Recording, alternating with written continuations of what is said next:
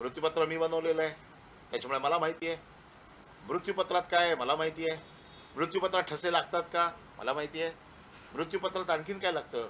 आणि मेलेल्या माणसाचे ठसे घेतले जरी तरी त्याचा काही उपयोग होत नाही.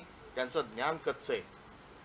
हे फक्त लोकांच्या मनात उद्धव साहेबांच्या बद्दल एक विष घालवायचं, उद्धव साहेबांच्या बद्दल मनामध्ये घृणा तयार करायची, उद्धव साहेबांच्या बद्दल असलेलं जे काय लोकांमध्ये असलेलं प्रेम हे कमी करायचं. मुंबई महानगरपालिका त्यांना माहिती आहे ते जिंकू शकत नाही.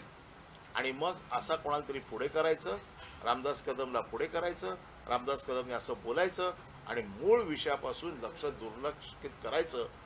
शिशुपालाचे 100 अपराध आता झालेले आहेत.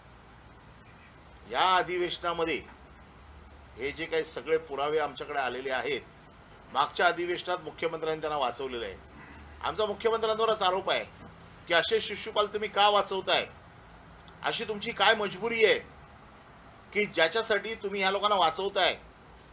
एवढे अपराध, डान्स बार चालवतायत, वाळू चोरतायत, दादागिरी करतायत, जमिनी लाटतायत. माझ्याकडे सगळी प्रकरणं आली आहेत मागच्या अधिवेशनापासून. तिथे लोक समोरून येऊन माहिती देत आहेत की यांनी कोणाकोणाच्या जमिनी ढापल्या आहेत, यांनी कोणाकोणाच्या जमिनी खाल्ल्या आहेत, कोणाकोणाला दादागिरी करून बेघर केलेलं आहे. त्यांच्या पुतण्याने आत्महत्या केली आहे. ही आत्महत्या का केली आहे याचा देखील शोध गृहराज्यमंत्री योगेश कदम यांनी घेतला पाहिजे. त्याचं देखील कारण बाहेर आलं पाहिजे.